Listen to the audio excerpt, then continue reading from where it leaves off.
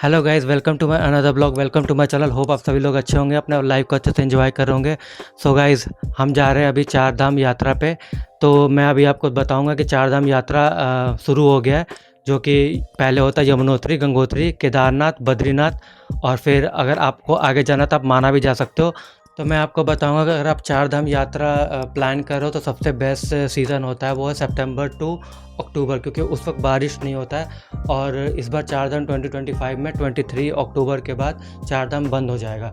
तो हमारी प्लानिंग अभी तो 27 के बाद की प्लानिंग है। तो अभी कब हम निकलेंगे, क्या है, सब कुछ आपको ब्लॉग में बताएंगे। और सारा आपको यमुनोत्री, गंगोत्री, केदारनाथ, बद्रीनाथ, सारा चार धाम का आपको दिखाएंगे, कहाँ कहाँ हम दर्शन करेंगे, कैसे कैसे रूट है, सब कुछ बताएंगे। तो सबसे पहले उससे ज़रूरी होता है बैकपैक, कि हमें बैकपैक में क्या क्या पैक करके ले जाना है। और बैकपैक ज़्यादा भारी भी नहीं होनी चाहिए। तो इसेंशियल सामान क्या हम लेके जाएंगे, तो वो सब कुछ मैं आपको इस ब्लॉग में बताऊंगा। तो ये तो अब मैंने पहले ही बताया कि ये मेरा सोलो राइड है, तो सोलो राइड में मुझे क्या क्या यूज़ करना है मैं सब बताऊँगा। और कपड़े क्या रखने हैं, क्या आपको मेडिसिन रखनी है, सब कुछ मैं आपको दिखाऊँगा। तो सबसे पहले हम स्टार्ट करेंगे कि चार धाम अगर आप यात्रा पे जा रहे हो तो सबसे ज़रूरी है डॉक्यूमेंट। तो डॉक्यूमेंट आपको क्या क्या लगेगा मैं आपको बताना चाहता हूँ। सबसे पहले आपको लगेगा ऐसे चार धाम का रजिस्ट्रेशन, जो आप ऑनलाइन चार धाम के वेबसाइट से आप कर सकते हो।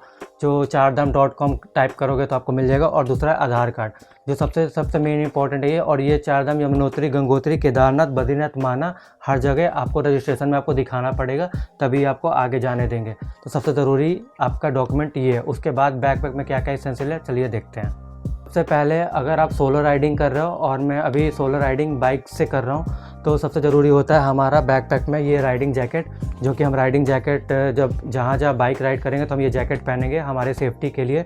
उसके बाद आता है हमारा ये गर्म जैकेट्स, जो कि आप केदारनाथ, बद्रीनाथ में सबसे ज़्यादा आपको टेम्परेचर डाउन रहता है, तो हम ये पहनेंगे। उसके बाद अगर थोड़ा सा अगर आप रील्स वगैरह से कॉम्प्रोमाइज़ कर सकते हो तो आप थोड़ा बहुत ही कपड़ा लेके जा सकते हो, जिसमें मैंने 4 टी शर्ट रख लिया है।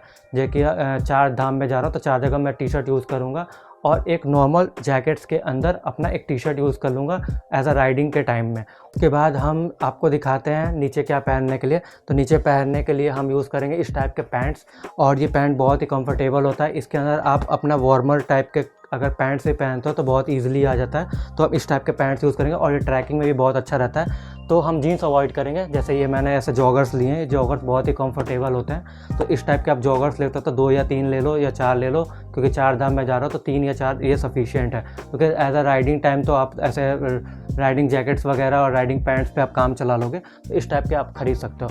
उसके बाद आपके आ गए छोटे बहुत टॉवेल्स आ गए। और आप सबसे ज़रूरी है कि अगर एज अ बाइक राइडिंग करते हो तो आप ऐसे इस टाइप के बाइक को कवर करने के लिए आप ले सकते हो। तो बाइक कवर करना बहुत ज़रूरी है, क्योंकि कभी भी बारिश हो जाती है और कभी भी स्नोफॉल हो जाते हैं। तो इस टाइम तो अभी स्नोफॉल नहीं है, बट बारिश के टाइम तो आपको पता है उत्तराखंड और हिमाचल में अभी क्या हाल हो रखा है। तो आपके लिए अभी बाइक के लिए बाइक कवर अभी बहुत ज़रूरी है। तो ट्रैकिंग पे अगर बहुत ज़्यादा ठंड आपको लग रही है तो आप इस टाइप के कैप्स यूज़ कर सकते हो, हेडबैंड यूज़ कर सकते हो, और स्कार्फ यूज़ कर सकते हो। इससे ये होगा कि आपको थोड़ा ठंड के बचाव हो सकता है। और उसके बाद हम आते हैं, सबसे इम्पॉर्टेंट है, अगर एज अ बाइक राइडर आप जा रहे हो तो सबसे ज़रूरी है राइडिंग शूज़। तो राइडिंग शूज़ के लिए मैंने मंगाए थे ये क्लैंस के शूज़, जो कि बहुत ही अच्छे हैं। और मैंने ये बहुत ही सही रेट में मुझे मिल गया, अराउंड 4200 में मिल गया। और ऐसे इसका रेट 5000 है। और मैंने इसका रिव्यू देखा था, ये बहुत अच्छा है, अराउंड 5000 के रेंज में तो बहुत अच्छा है। और बाइक राइडिंग अगर आप करते हो सबसे ज़रूरी है राइडिंग शूज़। राइडिंग शूज़ इसलिए ज़रूरी है क्योंकि आपके पास अगर नॉर्मल शूज़ पहन के अगर आप जाते हो तो प्रोटेक्शन बहुत कम मिलता है। इसका प्रोटेक्शन लगता है 5 आउट ऑफ 5 है। बाकी मैं इसको पूरा चार धाम में यूज़ करूँगा और आपको बताऊँगा इसका रिव्यू कैसा, प्रोज एंड कॉन सब कुछ बताऊँगा कि मुझे कैसा लगा, क्या लगा। क्योंकि 5000 इन्वेस्टमेंट बहुत ज़्यादा होता है। कुछ अगर बजट फ्रेंडली अगर राइडर जाता है उनके लिए बहुत ज़्यादा होता है। तो मैं इसको पूरा यूज़ करूँगा, इनके लिए इन्वेस्टमेंट है कि नहीं है मैं सब कुछ बताऊँगा।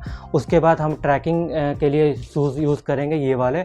जैसे आप यमुनोत्री जा रहे हो, यमुनोत्री का आपका 6 किलोमीटर का ट्रैक है, बट अभी एक्सीडेंट वगैरह जो भी आप देख रहे हो पहाड़ गिरने की वजह से उसकी ट्रैक थोड़ा सा ज़्यादा हो गया, 9 किलोमीटर का ट्रैक हो गया। तो हम इस टाइप के शूज़ यूज़ करेंगे। इसमें थोड़ा सा स्कर्ट्स बहुत ज़्यादा है और ये सोल भी बहुत अच्छा है, और इतने प्रीमियम नहीं है। बट अगर ऐसा नॉर्मल ट्रैक है यमुनोत्री और केदारनाथ के लिए आप ऐसे शूज़ यूज़ कर सकते हो। ये मुझे अराउंड 1000 का पड़ा। और ये शूज़ ठीक है, मतलब डीकैथलॉन जैसा नहीं है, बट हमारा काम के लिए तो अभी चल जाएगा ये शूज़। तो एज़ अ मैं अभी सोलो राइडर कर रहा हूँ, तो मेरा ये बजट चारधाम यात्रा है, तो मैं इसलिए बैकपैक में वही चीज़ दिखा रहा हूँ जो नेसेसरी है। बाकी आप और भी चीज़ें ऐड कर सकते हो अपने अकॉर्डिंग। अगर मतलब जो मेरा मेन ये बैकपैक है, इसमें 90% चीज़ें वही हैं जो लोग चारधाम यात्रा पे लेकर जाते हैं, और इसमें कुछ ऐसी चीज़ें जो मैंने ऐड की है वो आपको अभी आगे वीडियो में दिखाता हूँ। और सेकेंड आता है कि ये आपका रेनकोट इसमें मस्ट है, क्योंकि अगर आप केदारनाथ के ट्रैक पे जा रहे हो, वहाँ पे कभी भी बारिश भी हो जाती है और मौसम चेंज होता है, तो आपको रेनकोट तो एक रखना ही रखना है। उसके बाद मैं आता हूँ अपने ये ट्राइपॉड स्टैंड पे।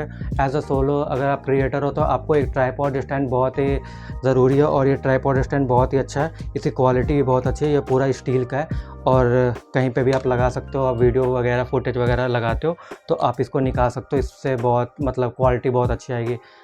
उसके बाद मैं आता हूँ अपने जो मेरा मेन है मोटो ब्लॉगिंग करने का, उसके लिए हमें क्या क्या ज़रूरत पड़ता है वो मैं आपको दिखाता हूँ। सबसे ज़रूरी है, अगर आप मोटो ब्लॉगिंग भी कर रहे हो और अगर कहीं एज अ बाइक राइडर हो, तो सबसे ज़रूरी है हेलमेट। तो मैं एमटी का थंडर 4 हेलमेट यूज़ कर रहा हूँ, और ये हेलमेट काफ़ी अच्छा है, और ये डॉट सर्टिफाइड है, ईसी सब भी सर्टिफाइड है। इससे ये है कि आपके प्रोटेक्शन लेवल नेक्स्ट लेवल की है।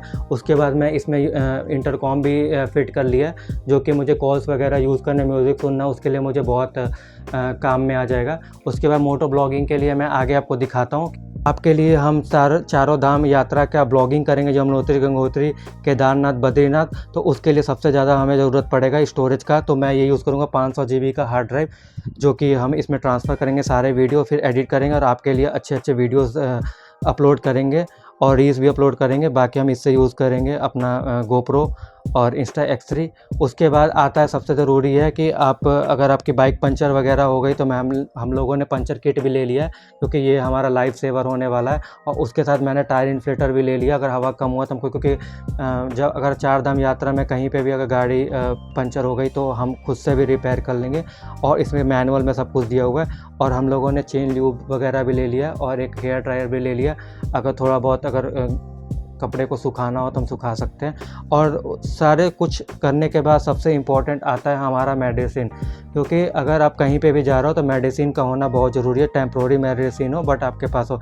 इसके लिए मैंने 3-4 मेडिसिन ले रखी है, जैसे कि ये वॉमिटिंग वाली मेडिसिन है, अगर वॉमिट हो रहा है तो आप यूज़ कर सकते हो। अगर आपका पेन किलर है तो आप पेन किलर के लिए यूज़ कर सकते हो। अगर आपको बुखार है, जुकाम है, तो आप ये यूज़ कर सकते हो। तो ये 2-3 जो मेडिसिन आप यूज़ कर सकते हो। बाकी अगर आपका बॉडी पेन वगैरह नॉर्मल है तो आप वॉलनी वगैरह भी यूज़ कर सकते हो, और थोड़ा बहुत आप क्रीम भी रख सकते हो। बाकी यही सब था जो हम सामान चारधाम यात्रा पे लेके जाएंगे। और मेन होता है कि हमारा कपड़े का होता है, जो कपड़े का मैंने आपको बता दिया। और अभी इसमें कुछ और ऐड करना होगा तो मैं बाद में ऐड कर लूँगा, और उसके बाद आपको और भी बताएंगे कैसे जाना है, सब कुछ बताएंगे। पूरी मोटो ब्लॉगिंग की सीरीज़ आएगी, तो उसके लिए आप ज़रूर मुझे सब्सक्राइब कर लेना, फॉलो कर लेना, और कोई चारधाम अगर जाना चाहता है तो उसको ज़रूर शेयर करना। और अभी तो आपने देखा कि सितंबर स्टार्टिंग में कितने सारे फ्लड्स वगैरह हुए हैं, तो बहुत सारे रोड बंद थे, मगर अभी खुले हुए हैं, तो आपको सारे ब्लॉग्स वगैरह में सब कुछ देखने को मिलेंगे। अगर आप चारधाम यात्रा प्लान कर रहे हो तो आप मेरे वीडियो ज़रूर देखना, आपको बहुत हेल्पफुल होगा। और उसके बाद मैं आपको मिलता हूँ नेक्स्ट वीडियो में। Till then tata, bye bye.